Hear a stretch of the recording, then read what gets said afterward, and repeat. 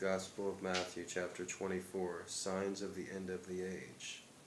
Jesus left the temple and was walking away when his disciples came up to him to call his attention to the buildings.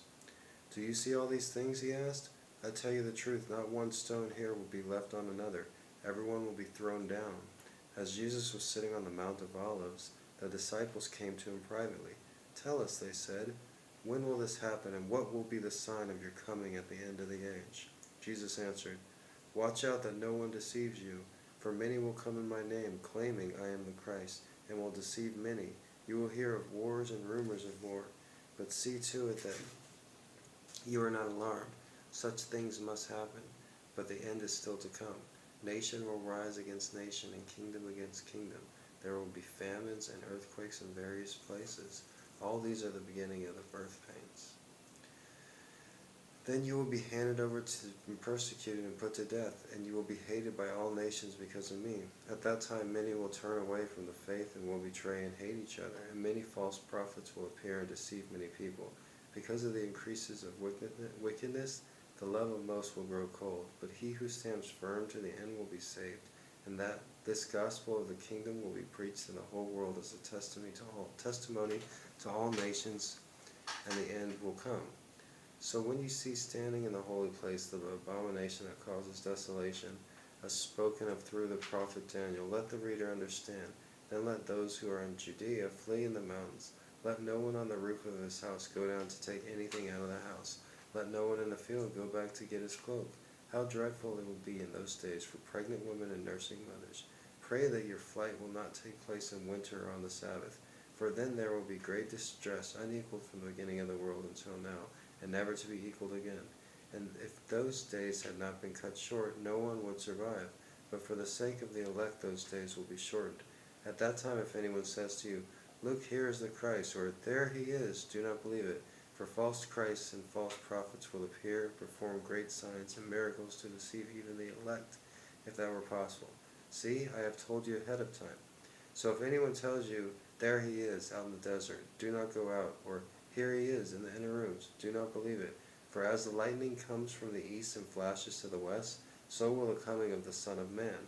Wherever there is a carcass, there is vultures that will gather. Immediately after the distress of the days, the sun will be darkened, and the moon will not give its light. The stars will fall from the sky, and the heavenly bodies will be shaken. At that time the sign of the Son of Man will appear in the sky, and all the nations of the earth will mourn. They will see the Son of Man coming on the clouds of the sky with the power and great glory, and he will send his angels with a loud trumpet call, and they will gather and elect from the four winds, from the end of the heavens to the other. Now learn this lesson from the fig tree. As soon as its twigs get tender and its leaves come out, you know the summer is near. Even so, when you see all these things, you know that it is near, right at the door. I tell you the truth, that this generation will certainly not pass away until all these things have happened. Heaven and earth will pass away, but my words will never pass away. The day and hour unknown.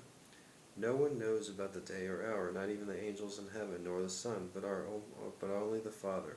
As it was in the days of Noah, so it will be at the coming of the Son of Man.